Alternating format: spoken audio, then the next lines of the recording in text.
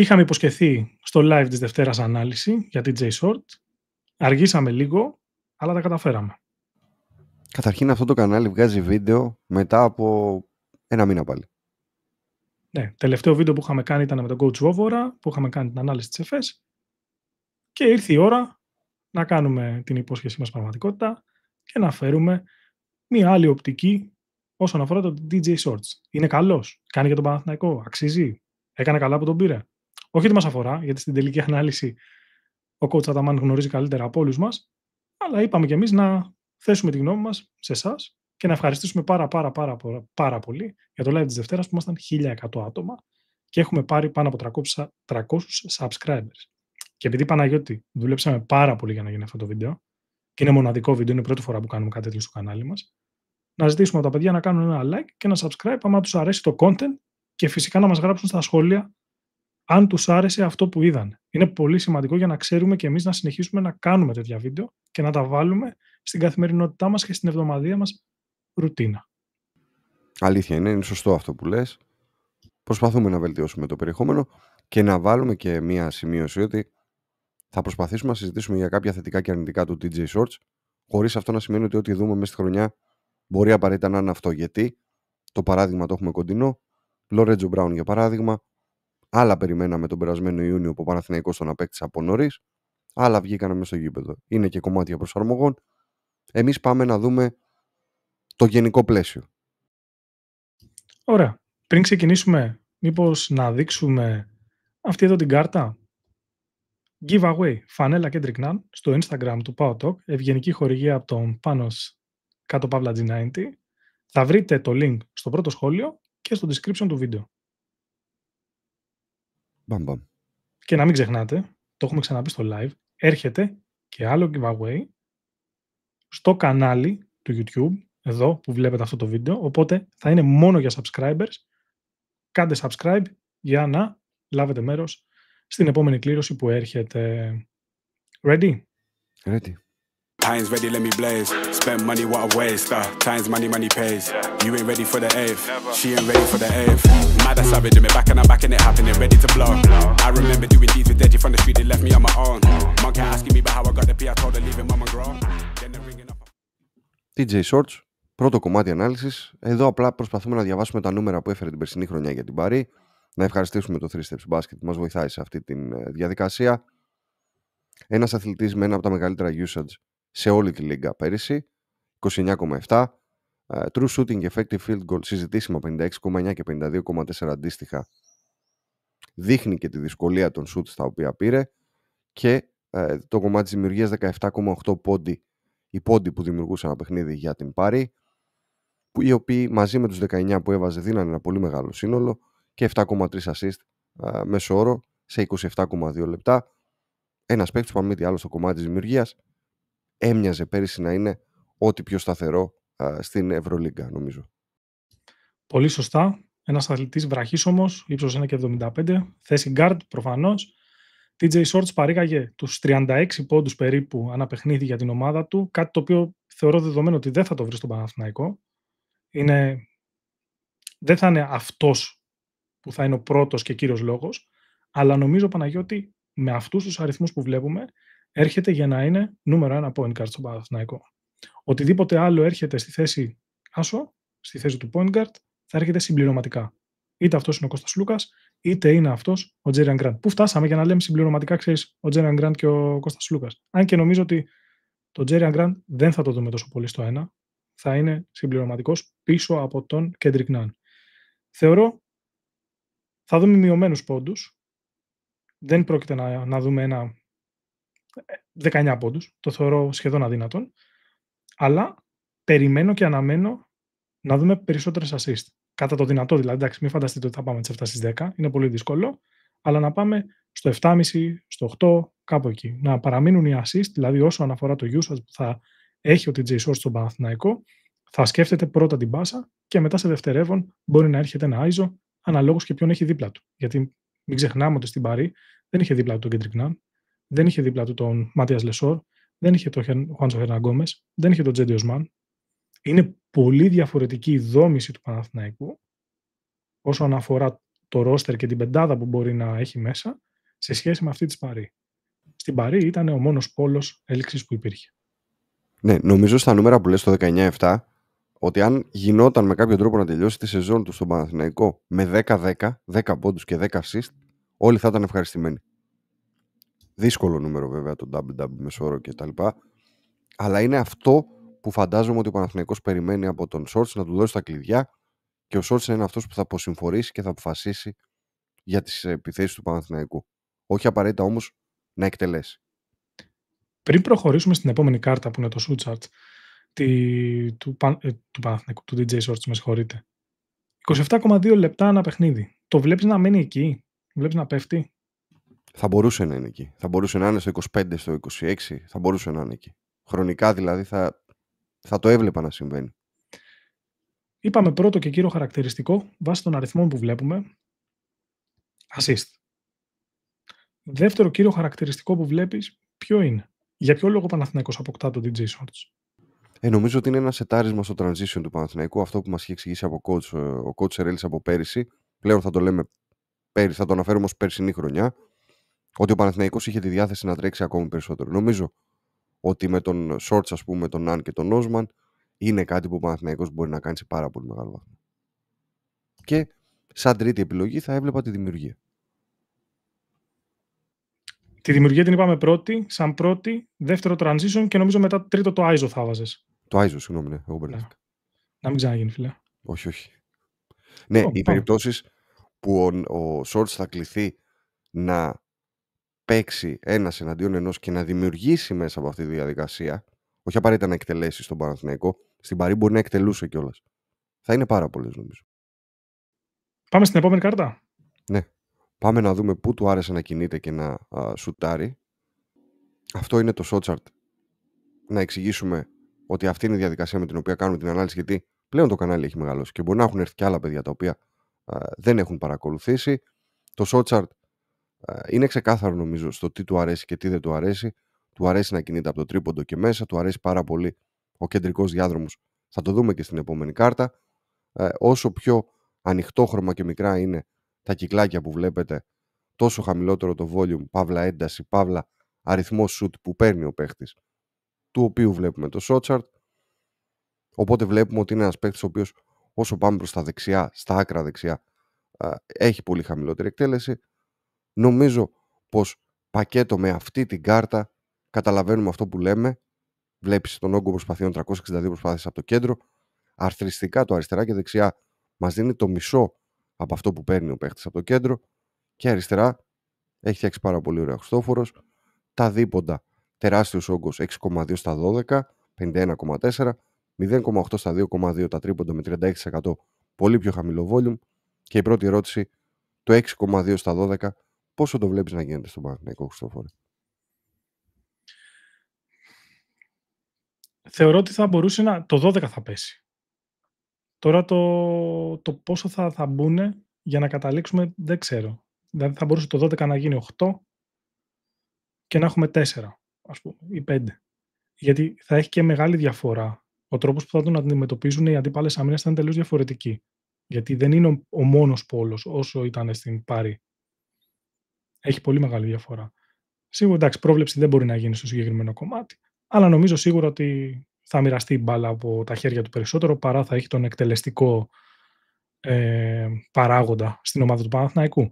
Από εκεί και πέρα βλέπουμε στο τρίποντο 36,2%. Δεν είναι καλός αθλητής στο τρίποντο. Δεν είναι το κύριο κομμάτι δηλαδή που θα τον αποκτήσει μια ομάδα, αλλά έχει σωστό selection. Όταν θα πάρει ένα shoot από τη γραμμή των 6,75, θέλει να νιώθει σιγουριά ότι θα το βάλει, γι' αυτό βλέπουμε ότι έχει και πολύ χαμηλό volume. Έχει το 2,2, δηλαδή για ένα point guard το οποίο έχει τόσο μεγάλο usage, να βαράει μόνο 2,2 είναι πάρα πολύ λίγο. Οπότε βλέπουμε ότι προσέχει, νομίζω έχει σουτάρει γύρω στα 70-80 τρίποντα, αν δεν κάνω κάποιο μεγάλο λάθος, δεν το έχω μπροστά το στατιστικό αυτή τη στιγμή. Σίγουρα μπορείς να τον δεις βελτιωμένο, αλλά θα δούμε παρακάτω, έχουμε ετοιμάσει κάτι συγκεκριμένο που είναι τελείως δομικό το σούτ του, που δεν τον αφήνει να έχει πάρα πολύ καλό ποσοστό από τη γραμμή των 6,75. Ναι, δεδομένα δεν έχει πάρα πολύ καλό Φαντάζομαι μιλάς για τη μηχανική του τριπόντου, εν πάση περιπτώσει. Ναι. Τα πόδια του κυρίως και η μηχανική του, εντάξει, είναι λόγω του ύψους του ίσως να νιώθει πιο άνετα να σουτάρει με τον τρόπο που σουτάρει μπροστά από το πρόσωπο, ακριβώς πιάνει πολύ γεμάτα την μπάλα. Αλλά κυρίως νομίζω ότι το πρόβλημα στη μηχανική του είναι τα πόδια και όχι τόσο πολύ ο τρόπος που κάνει το release του. Σωστά. Επειδή το κοίταγα παράλληλα, έχει σουτάρει 65 τρίποντα καθ' όλη τη διάρκεια της κανονικής περίοδου φέτος. Είναι ένα νούμερο αρκετά χαμηλό. Μιλάω για τη regular season, δεν έχω βάλει μέσα τα play-off. Εντάξει. Νομίζω ότι ο Παναθηναϊκός δεν τον παίρνει για αυτό το κομμάτι. Για το τρίποντο δηλαδή. Όχι. Τον παίρνει καθαρά, νομίζω, για την ταχύτητά του, το ότι μπορεί να σμπαραλιάσει κάθε άμυνα, κάθε pick and roll. Ο Παναθηναϊκός είναι μια ομάδα heavy pick and roll. Νομίζω και ο Shorts διαλέγει τον Παναθηναϊκό για αυτόν ακριβώς τον λόγο. Είναι πολύ προσεγμένες κινήσεις που έχει κάνει στην καριέρα του DJ Shorts. Σωστά. Έχει πάει σε ομάδες που παίζουν και πρεσβεύουν το δικό του παιχνίδι και θα μπορούσαν να τον αναδείξουν. Δηλαδή δεν θα πήγαινε σε μια ομάδα η οποία απλά γυρνάει την μπάλα.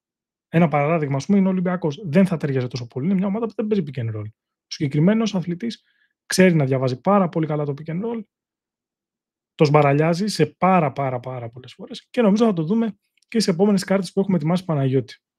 Πριν πάμε παρακάτω, επειδή το έθεσες και είναι πολύ ωραίο να το εξηγήσουμε, το συμβόλαιο του TJ Shorts στον Παναθηναϊκό είναι τριετούς διάρκειας, 2 χρόνια συν 1, και δεν υπάρχει NBA out το πρώτο καλοκαίρι. Από το δεύτερο χρόνο και μετά, δηλαδή από την επόμενη σεζόν, υπάρχει NBA out. Απλά για να το γνωρίζει ο κόσμος, γιατί υπήρξε ένα μπέρδεμα σχετικά με το συμβόλαιο του. Αυτό. Ναι, και να πούμε ότι τη μεταγραφή, γιατί καλό είναι να δίνουμε τα credits εκεί που πρέπει να τα δίνουμε, την είχε ανακαλύψει ο Σκοράκιας και ο Σωτήρης Βετάκης. Σωστά. Πριν αρκετό καιρό, και όποιος θέλει να δει το μεταγραφικό τουλάχιστον κομμάτι μπορεί να πάει στο κανάλι του Σκοράκη και να παρακολουθήσει τα βίντεο και τα live που είχαν κάνει τα παιδιά. Πάμε να μπούμε στο To The Point. Πάμε να δούμε την καινούργια ενότητα αυτού του podcast. Πάμε. Προσπαθούμε λοιπόν να αποτυπώσουμε αυτά που θέλουμε να πούμε παρέα με ένα βίντεο. Τι βλέπουμε σε αυτό το βίντεο? Βλέπουμε ένα καθαρό ISO του TJ Shorts απέναντι στον Γκαρούμπα. Βλέπουμε κακό spacing αυτή τη στιγμή από την ομάδα της Real. Και το πρώτο βήμα είναι τόσο εκρηκτικός ο TJ Shorts, όπως θα ξαναδείτε στο βίντεο. Τον περνάει σαν σταματημένο, τον αφήνει τουλάχιστον 2-3 βήματα παρακάτω. Τρίπλα κατά τα πόδια. Εκρηκτικός πάρα πολύ και τελειώνει τη φάση πάρα πολύ γρήγορα. Νομίζω είναι λίγα τα guard που μπορούν να το κάνουν αυτό το πράγμα. Είναι ελάχιστα τα guard που μπορούν να το κάνουν αυτό το πράγμα σε τόσο μεγάλη έκταση και με τόσο καλή ομάδα απέναντι, γιατί μιλάμε για τη Real. Βέβαια, θα σου πω κάτι. Εγώ θεωρώ ότι εδώ είναι πολύ καλό το spacing της Παρί, όχι κακό το spacing της Real. Ναι, είναι πολύ καλό το spacing, πάρα πολύ σωστό. Είναι πάρα πολύ καλό το spacing της Παρί. Έχει τραβήξει εκεί που πρέπει να έχει τραβήξει όλους τους αθλητές που δεν πρέπει να εμπλακούν ουσιαστικά στο συγκεκριμένο κομμάτι.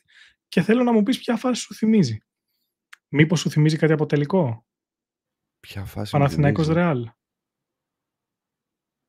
Του Κέντρικ Νάν εννοείς? Κέντρικ Νάν για Μπουσέλε, πάλι το ίδιο. Εντάξει, και έχουν χαλαρώσει. Δηλαδή η χαλαρότητα του Χεζόνια σε αυτή τη φάση είναι πολύ λάθος.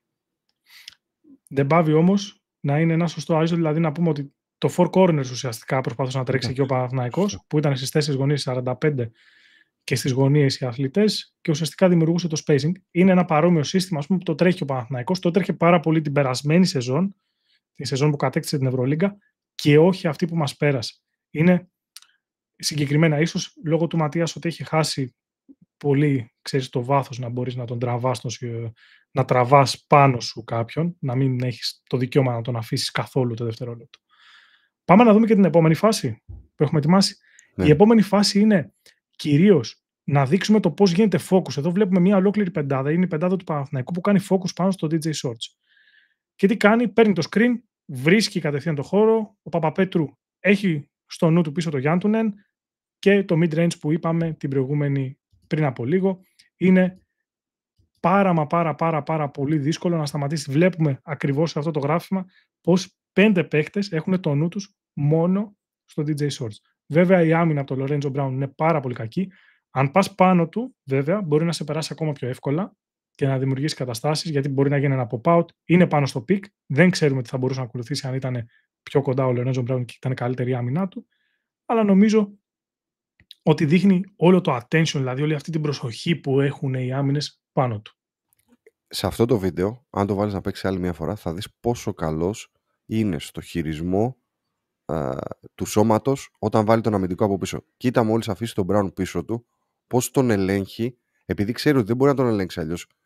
Είναι πάρα πολύ καλός να ελέγχει το χώρο με το σώμα του. Αν και είναι μικρός όμως, και στο να περάσει ανάμεσα, γιατί αυτό που κάνει εδώ δεν μπορούν να το κάνουν πολλοί παίκτες. Δηλαδή, να περάσει ανάμεσα από το κενό που αφήνει ο Λεσόρ μεταξύ του screener, δεν είναι εύκολο να το κάνεις αυτό το πράγμα. Και μετά νομίζω ότι έχει όλο τον τρόπο και τη σκέψη, είναι τόσο γρήγορη η σκέψη του, να καταλάβει αν πρέπει να εκτελέσει ή αν ο Παπαπέτρου θα του είχε δώσει το χώρο για να πασάρει. Παίρνει τη σωστή επιλογή, βάζει το καλάθι. Βέβαια, δεν είναι το μόνο που έχουμε συλλέξει. Δεν θα πούμε μόνο τα θετικά. Προφανώς υπάρχουν και αδυναμίες στον αθλητή και όταν θες να κάνεις ένα report, ασχέτως που είμαστε Παναθηναϊκοί και θα πρέπει, ξέρεις, να τα κάνουμε όλα embrace, να τα δείχνουμε όλα τέλεια, θα πρέπει να δείξουμε και κακά πράγματα. Αλλά πριν προχωρήσουμε και πάμε στα κακά, πρέπει να δούμε και το passing ability και τι γίνεται μετά από pick and roll actions, τι μπορεί να κάνει ο συγκεκριμένος αθλητής. Πάλι από τον αγώνα της Real, έχουμε ετοιμάσει αυτό το βίντεο, βλέπουμε ότι του δίνει το pick ο Γιάντουνεν, βλέπουμε το spacing της Real, ξεκάθαρα πάλι δίνει το out μετά το pick κατευθείαν ο Γιάντουνεν, τραβάει την προσοχή του Ταβάρες, βγαίνει το τρίποντο. Είναι ένα play, ας πούμε, που το τρέχει ο Παναθηναϊκός κάποιες φορές με τον Τσέντι. Είναι πάρα πολύ συγκεκριμένο, ξαναβλέπουμε δηλαδή τη φάση. Πολύ καλό πάλι το spacing και της Παρί και της Real Madrid. Μετά το screen βγαίνει στις 45 μοίρες ο Γιάντουνεν. Passing ability, όπως είπαμε, σε πάρα πολύ μεγάλο βαθμό. Είναι, νομίζω, αυτό που θα το χρησιμοποιήσει περισσότερο ο Παναθηναϊκός μέσα από pick and roll actions. Εδώ έχει και την ευκαιρία να πάει προς τα μέσα να τελειώσει τη φάση, γιατί μπορεί να τραβήξει και την προσοχή του Χεζόνια και να έρθει ένα baseline cut, έτσι, το οποίο θα ήταν πάρα πολύ εύκολο καλάθι, ένα δίποντο. Δεν ξέρω αν έχεις να προσθέσεις κάτι. Για μένα αυτή η φάση είναι κόπια αν στη θέση του Γιάντουνεν βάλουμε τον Μίτογλου για τον Παναθηναϊκό τη φετινή σεζόν. Ναι, το pop-out. Δηλαδή αυτό το pop-out, το οποίο μετά ο Παναθηναϊκός ανάλογα με τους υπόλοιπους θα μπορεί να απομονώσει το ενδεχόμενο βοήθειας. Γιατί σκεφτείτε ότι στην αριστερή πλευρά του βίντεο, όπως είναι το βίντεο αυτή τη στιγμή, ο Παναθηναϊκός μπορεί να έχει παίκτες όπως είναι ο Κέντρικ Νάν ή ο Τσέντι Οσμάν και δεξιά μπορεί να είναι ο Χουάντσο. Τα μεγέθη αλλάζουν, οπότε ο Παναθηναϊκός θα διευκολύνει τη ζωή του. Είναι ξεκάθαρο ότι προσπαθεί να διευκολύνει το παιχνίδι του Κέντρικ Νάν. Σίγουρα. Και βλέπουμε ότι είναι πολλές φορές ο TJ Shorts, επειδή τον παίζουν drop, έχει μάθει να ζει με τον drop σε ψηλά κορμιά. Δεν θα πάει ντουγρού να πέσει πάνω τους όπως κάνει ο Κέντρικ Νάν. Δεν έχει αυτόν τον εγωισμό. Είναι πιο μυαλωμένο στο παιχνίδι του. Ξέρει να διαχειρίζεται τον drop και γι' αυτό είτε πασάρει έξω, είτε μπαίνει, παίρνει όλο το διάδρομο από την baseline, ξαναβγαίνει έξω και ξαναμπαίνει πάλι μέσα. Για να δημιουργήσει δηλαδή στον εαυτό του ένα συγκεκριμένο ISO. Δηλαδή, αν τον ακολουθούσε σε αυτή την περίπτωση ο Ταβάρες, θα πήγαινε να τον περάσει στα πόδια. Έναν αθλητή όπως είναι ο Ταβάρες, ας πούμε, που έχει και το δρασκελισμό για να σε φτάσει, αλλά είναι και ένα παιδί το οποίο είναι από τους καλύτερους μπλοκέρ της Ευρωλίγκας. Σωστά. Ναι, εκεί που έχει φτάσει μετά το screen, εκεί που φτάνει μαζί με τον Ταβάρες, αν συνεχίσει μέσα, είναι δεδομένο ότι θα δημιουργήσει κάποια άλλη ανισορροπία. Σωστά. Πάμε λίγο να δούμε όμως και το τρίποντο. Ένα short clip που δείχνουμε, θα ζουμάρει η κάμερα, ώστε να δούμε τη μηχανική του.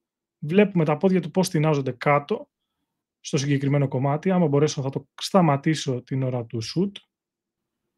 Εντάξει, γενικά είναι ένα παιδί το οποίο έχει θέμα με το shoot. Δεν είναι ο καλύτερος όσον αφορά και τη μηχανική και την αποτελεσματικότητα, γιατί έχουμε δει αθλητές με κακή μηχανική να έχουν μεγαλύτερη αποτελεσματικότητα. Νομίζω ότι είναι ακόμα χειρότερος σε καταστάσεις τριπόντου, οι οποίες έρχονται σαν pull-up, έτσι νομίζω εγώ. Πρέπει να δούμε πώς θα το διαχειριστεί αυτό το κομμάτι ο Παναθηναϊκός. Αυτή είναι μια άλλη φάση που πάλι φαίνεται αυτό που λες. Εδώ φαίνεται ξεκάθαρα ότι ο αθλητής έχει φύγει τελείως η ισορροπία του, έχει μπει, τα πόδια του κάνουν τίναγμα στο τέλος. Είναι σχεδόν δεδομένο ότι θα χάσει το shoot, νομίζω. Και αν μπει, θα μπει από τύχη, όχι από ικανότητα. Ενώ η μηχανική ψηλά δεν είναι τόσο κακή. Τα πόδια του βλέπουμε ότι κάνουν μια κίνηση πολύ περίεργη. Βλέπουμε είναι τελείως ανοιχτά στην προκειμένη περίπτωση και χάνει τελείως την ισορροπία του. Είναι σχεδόν αδύνατο να βρεις πρόσωπο προς το καλάθι. Ναι, εδώ είναι και πέρα από το αποτέλεσμα μάλλον της κακής εκτέλεσης, ο Ifai σε αυτή τη φάση που είναι το 2, είναι ξεκάθαρο ότι θα μπορούσε. Εδώ είναι και κακή η σκέψη του Shorts, δηλαδή για κάποιο λόγο. Δεν είναι πάντα. Η απόφαση εδώ είναι κακή. Είναι ένα παιδί το οποίο σε γενικές γραμμές την απόφαση την έχει σε πολύ ψηλό επίπεδο και σε καλό αποτέλεσμα, αλλά υπάρχουν και αυτές τις περιπτώσεις που δεν είναι το σωστό. Okay. Αμυντικά δεν είναι ένας ογκόλυθος. Είναι δεδομένο. Θεωρώ ότι είναι ένας αθλητής ο οποίος μπορεί να τρέξει γρήγορα το αμυντικό transition, να εμποδίσει, να κάνει χρήσιμα φάουλ, να καθυστερήσει μια επίθεση, γιατί εντάξει, τρέχει ίσως ο πιο γρήγορος παίκτης που έχει περάσει ποτέ την Ευρωλίγκα στο συγκεκριμένο κομμάτι, ή από τους πιο γρήγορους. Μπορεί να παρενοχλήσει λίγο την επίθεση της αντίπαλης ομάδας, δεν μπορεί σε καμία περίπτωση να θεωρηθεί αμυντικός ογκόλυθος. 2 φάσεις έχουμε συλλέξει, μία από τον αγώνα του Παναθηναϊκού, Παναγιώτη. Ναι, εδώ είναι μία φάση που στην ουσία ο Παναθηναϊκός έχει καταλάβει τη λάθος τοποθέτηση του TJ Shorts. Ο Μίτογλου κάνει κίνηση προς τα έξω για να τραβήξει το Hayes μαζί του και βλέπουμε τη δυσκολία που έχει ο Shorts όταν τον περάσεις. Την έχουμε βάλει για να δείξουμε για το κορμί του ότι δεν μπορεί να κοντράρει εύκολα αθλητές οι οποίοι είναι πιο μεγαλόσωμοι από τον ίδιο. Γιατί ο Σλούκας δεν είναι πιο γρήγορος από το Shorts, αλλά επειδή είναι πιο έμπειρος και ξέρει πώς να μπει και να εκτελέσει, θα βάλει το σώμα του μπροστά και εκεί ο Shorts θα δυσκολευτεί πάρα πολύ. Αυτή είναι μια περίπτωση που μας δείχνει ότι η ομαδική άμυνα του Παναθηναϊκού με το Shorts μέσα θα πρέπει να λειτουργεί άπτεστα σε συνδυασμό με την επόμενη που έχεις διαλέξει εσύ. Πολύ σωστά όπως λες, βλέπουμε το mismatch, είναι μεταξύ του Deck και του TJ Shorts. Κατευθείαν τον αναγνωρίζει και ο Χεζόνι, άμα δείτε στο βάθος, έδειξε κατευθείαν τον Deck, παίρνει πάλι την μπάλα ο Καμπάτσο, περνάει την μπάλα στο Deck και δείτε ακριβώς τι συμβαίνει μετά την πάσα.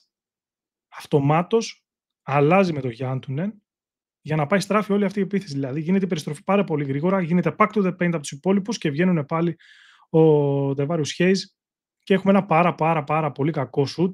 Θα το αφήσω να τρέξει άλλη μία το συγκεκριμένο βίντεο, γιατί πραγματικά είναι, νομίζω, μια σωστή αντιμετώπιση αμυντική. Mismatch, ξεκάθαρο. Έχουμε έναν γκάρτ το οποίο μπορεί να περάσει την μπάλα στο low post, όπως είναι ο Καμπάτσο, δεν το συζητάμε. Και πρέπει να δούμε πώς λειτουργεί η ομαδική άμυνα της Παρί αυτή τη στιγμή. Πώς τον κρύβει. Γνωρίζουν όλοι ότι είναι liability εκεί, ότι έχει μειονέκτημα η ομάδα τους. Κλείνουν όλοι σωστά για να τον βοηθήσουν. Έχουν μικρότερους χώρους και καταλήγουμε σε ένα κακό shoot. Αυτό εδώ πρέπει να το πάρουν στον Παναθηναϊκό. Φαντάζομαι θα το πάρει ο Γιλντιρίμ και θα το βάλει από την πρώτη μέρα στην προπόνηση και θα πει στον Ντίνο και στον κάθε Ντίνο: τα μάτια σας στο Shorts.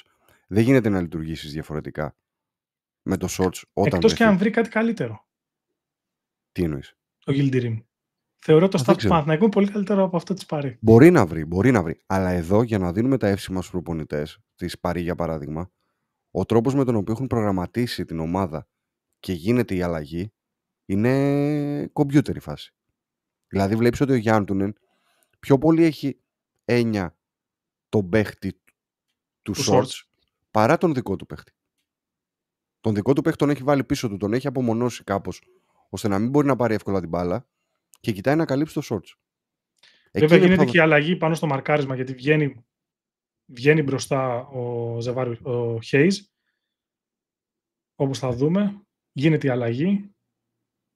Παίρνει τον Γιάννη τον Γκαρούμπα. Δηλαδή θεωρητικά, ξέρεις, τον βλέπεις, προσπαθεί να γυρίσει προς τα πίσω για να πάει πάνω στον Γκαρούμπα, αλλά δεν γίνεται. Βλέπεις όμως εδώ που το έχει παγώσει, έχει απομονώσει τον Γκαρούμπα και το μόνο που κοιτάει είναι ο Shorts. Ναι. Και εδώ υπάρχει τέλειος συγχρονισμός, έτσι, γιατί δεν μπαίνει ο Ντεκ να προλάβει να γυρίσει. Όχι. Και μετά η πάσα που βγαίνει έξω είναι σχετικά σκοτωμένη. Βλέπουμε ένα στα 4 δευτερόλεπτα. Θα είναι δύσκολο γιατί. Αν είναι το φάω έτσι, ας το φάω έτσι. Ναι. Και πάμε και στην τελευταία φάση που έχουμε ετοιμάσει. Γιατί ένα από τα πράγματα που θεωρητικά είναι η μεγαλύτερη αδυναμία του Shorts είναι η σωματοδομή του. Είναι βραχίσωμο γκάρτ.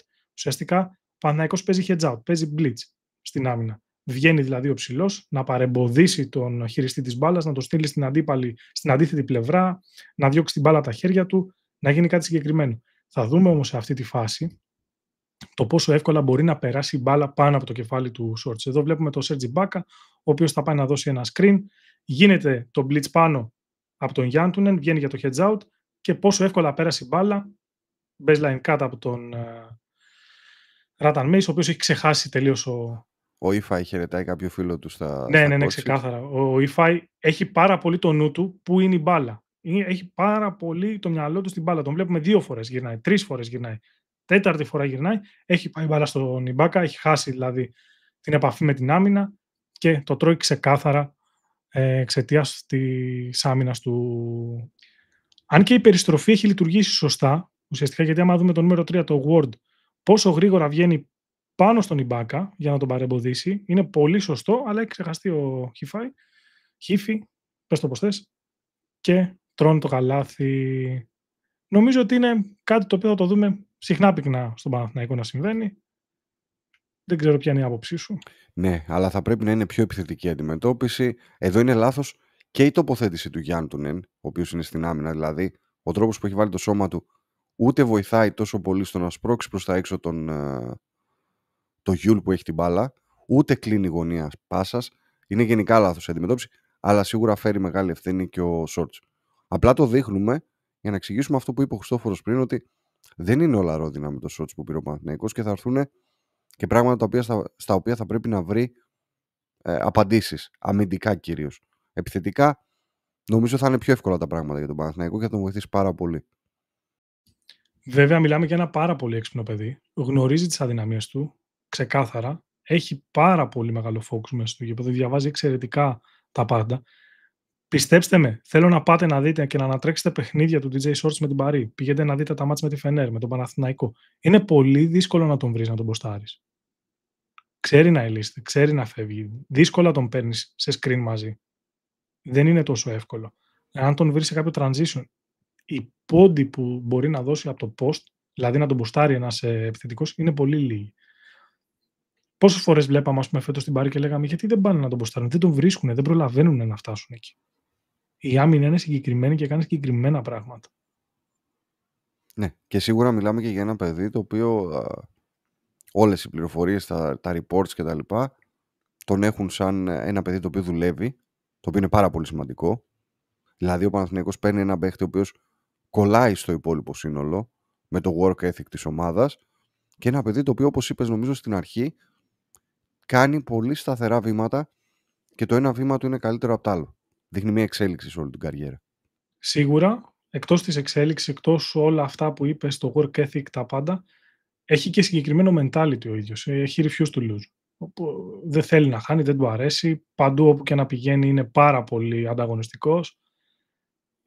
Και εδώ έρχεται σε μια σύγκριση, θέλω τα σημεία, με τον Brown, που κατά τη δική μου ταπεινή γνώμη, ενώ ένας εξαιρετικός παίχτης, και θα το δούμε στην επόμενη ομάδα που θα πάει, εφόσον ταιριάξει σωστά με την επόμενη του ομάδα, θα δούμε, βλέπουμε το mentality, ας πούμε, που δεν κόλλησε με τον coach Ataman.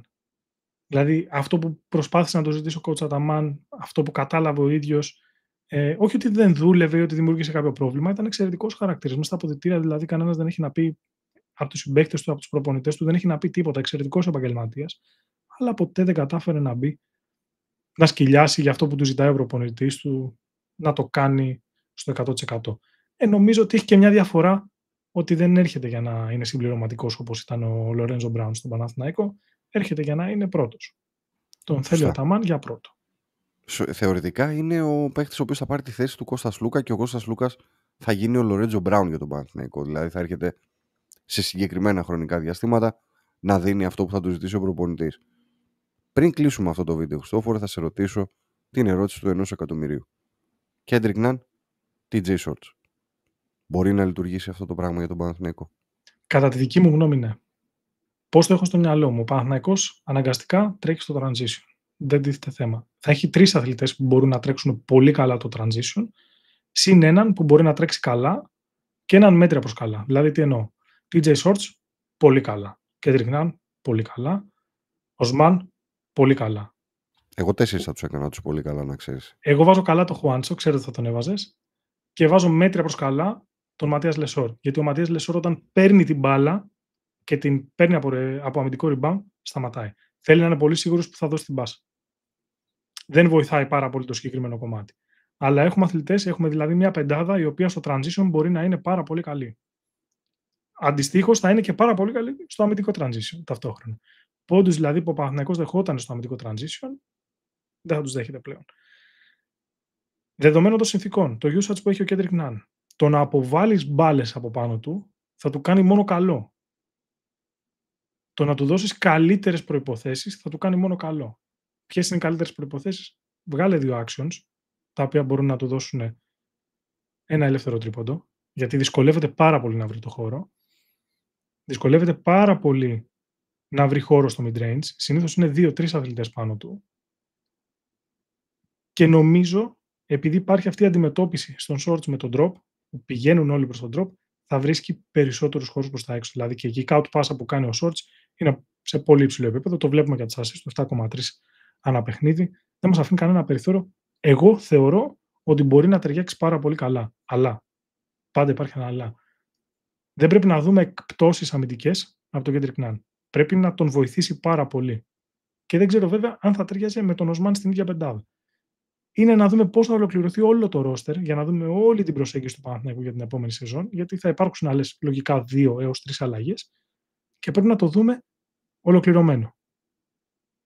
Αλλά πες μου και στη γνώμη σου. Στην κεντρική ιδέα συμφωνώ μαζί σου. Εγώ θεωρώ ότι το πρώτο πράγμα που θα κάνει σίγουρα και θα βοηθήσει τον Ναν είναι να του πάρει την μπάλα από τα χέρια και την ανάγκη να κουβαλάει την μπάλα συνέχεια και να κουράζεται. Πρώτα απ' όλα να κουράζεται τον Ναν χωρίς λόγο και αιτία. Δεύτερον, θεωρώ πως αν ο Ναν τον εμπιστευτεί, το λέω έτσι γιατί ο Kendrick Nunn είναι ο Kendrick Nunn, θα έχει ένα φίλο ο οποίος μέσα στο γήπεδο θα μπορεί να του κάνει τη ζωή πιο εύκολη. Πώς? Μέσα από μια απλή ανισορροπία, τα actions που λες εσύ, εγώ το απλοποιώ ακόμα περισσότερο και θα σου πω από ένα pick and roll, οι ανισορροπίες θα μπορούν να δημιουργούν περισσότερους χώρους για τον Ναν. Αρκεί και ο ίδιος ο Shorts να έρχεται έτοιμος με σκοπό να δημιουργήσει περισσότερο και όχι τόσο πολύ να εκτελέσει. Αν βρεθεί αυτή η ισορροπία, νομίζω ότι στο επιθετικό κομμάτι θα λειτουργήσει και θα λειτουργήσει και πάρα πολύ ευεργετικά για τον Παναθηναϊκό. Στην άμυνα θα χρειαστεί υπερορίες από όλους και ο Kendrick Nunn θα πρέπει να είναι εκεί και να βοηθάει το φιλαράκι του. Έτσι το βλέπω εγώ. Εκτός από αυτό, Παναγιώτη, θα πρέπει να πούμε ότι ο Kendrick Nunn είναι ο MVP της Ευρωλίγας. Στο μόνο που έδωσε τα εύσημα και είπε αν όχι εγώ, έδειξε τον DJ Shorts. Δηλαδή η αναγνωρισιμότητα, αυτό το δίνω τα credits εκεί που αναλογεί, το να πεις, ενώ ξέρεις ότι είσαι MVP, αν δεν ήμουνα εγώ, θα έπρεπε να είναι αυτός. Νομίζω ότι δείχνει λίγο και την σχέση ίσως των δύο παιχτών που έχουν. Θυμόμαστε το αντιαθλητικό που είχε κάνει ο Kendrick Nunn στο DJ Shorts στο παιχνίδι στο ΆΚΑ που γύρισε κατευθείαν, δεν υπήρχε κάτι αναμεταξύ τους. Νομίζω ότι είναι δύο παιδιά τα οποία πρέπει να μιλάνε μεταξύ τους. Δεν το γνωρίζω αυτό, αλλά στο κομμάτι του. Γλώσσα του σώματος, έτσι λίγο, ναι, έτσι πώς την έχω καταλάβει εγώ. Είναι ένα δίδυμο το οποίο έχει πολλές προϋποθέσεις να λειτουργήσει, αλλά θα χρειαστεί βοήθειες από τους υπολείπους. Σίγουρα. Στο αμυντικό κομμάτι το 3, το 4 και το 5 του Παναθηναϊκού θα πρέπει να είναι 100% εκεί. Λοιπόν, νομίζω μια τελευταία επενθύμηση. Giveaway στο Instagram του PowerTalk, ευγενική χορηγία του Πάνος Κάτω Παύλα G90. Link θα βρείτε στο πρώτο σχόλιο του Instagram και στο description του βίντεο που βλέπετε και να θυμάστε ότι έρχεται επόμενο βίντεο με giveaway για το YouTube, οπότε κάντε ένα like και ένα subscribe στο κανάλι του PowerTalk αν σας άρεσε αυτό και είναι πάρα πολύ σημαντικό για εμάς στο συγκεκριμένο βίντεο να μας γράψετε αν σας άρεσαν τα γραφικά που είδατε, να προσπαθήσουμε να τα εντάξουμε στην καθημερινότητά μας, τουλάχιστον να έχουμε ένα βίντεο την εβδομάδα πάνω σε κάποια breakdowns, μικρό, 10 λεπτό, 12 λεπτό. Να σας ευχαριστήσουμε πάρα πολύ και να θυμάστε ότι αυτό το βίντεο βγαίνει πρώτα για τα μέλη και μετά για τους υπόλοιπους. Όποιος θέλει να ενισχύσει περισσότερο το κανάλι μπορεί να γίνει και member που θα βρείτε στο link στο description του βίντεο ή μπορείτε να πατήσετε το κουμπί join. Ό,τι είπε ο Χριστόφορος, εγώ δεν έχω να προσθέσω τίποτα άλλο. Ευχαριστούμε πάρα πολύ. Γράψτε όπως είπε ο Χριστόφορος, θα το ξαναπώ εγώ, αν και δεν το έχουμε συνεννοηθεί. Τώρα περιμένω ότι θα πω άλλο εγώ. Γράψτε τα σχόλιά σας για το αν σας άρεσε αυτό που προσθέσαμε. Είναι πάρα πολύ σημαντικό για εμάς. Ciao.